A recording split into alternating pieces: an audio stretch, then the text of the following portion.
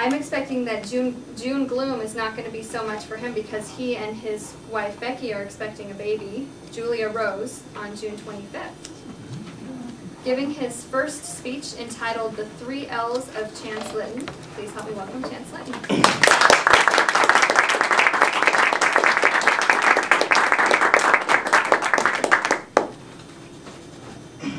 Madam Toastmaster, fellow club members, you may recall a few weeks ago when Scott Wilbur gave his Icebreaker speech. He said he had written out an entire biography, but it was too boring to present to the club. I have also written out an entire biography, but I'm going to read mine. Verbatim. In actuality, I think you can, or I can sum up Chance Litton with 3 simple words: lazy, lucky, and loquacious. Let me give you an example. One time, I made a bowl of cheese dip.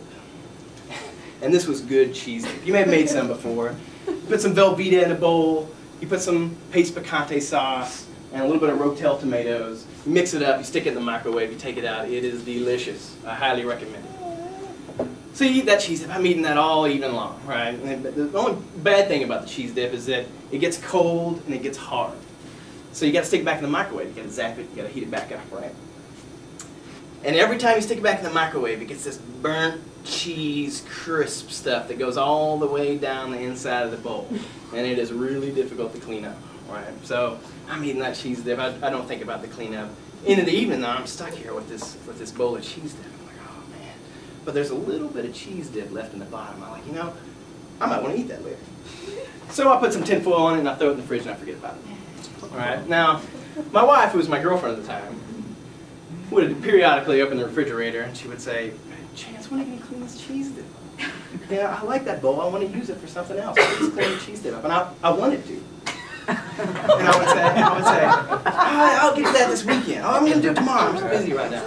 And, you know, several months later, we're moving out of the apartment. And my girlfriend takes the cheese dip out. She sets it on the bowl. She says, clean this up. I'm like, all right, there's no way to get around it. You know, so I take the cheese dip and I take the tin foil off. Oh my goodness, let me tell you what, that was not pleasant. All right, that cheese dip was in there. It was hard and crusty and cracked. There was white stuff. There was mold growing in it, grass flowers. I don't know what was going on in that cheese dip. I was disconsolate. So I took that bowl and I got me a fork. I went on a scouting expedition. I gave it a tap. I stuck it down on a crack on the side and poof! That a whole cheese mass comes out of the bowl in bowl shape right into the trash can. And the bowl, ladies and gentlemen, perfectly clean. A little bit lazy, a lot lucky. Oh, and loquacious. Don't forget loquacious. Let me give you some background. My grandfather, I mentioned earlier, Grandpa Bill, who I take after, he was a salesman extraordinaire. He sold used cars, mobile homes. He sold satellite dishes before satellite dishes were cool. This man sold it all, and he did it with panache. So he sat me down one time when I was a kid, and he said, listen, Chance, if you can't dazzle them with brilliance, baffle them with bullshit. And that's what I've been doing ever since.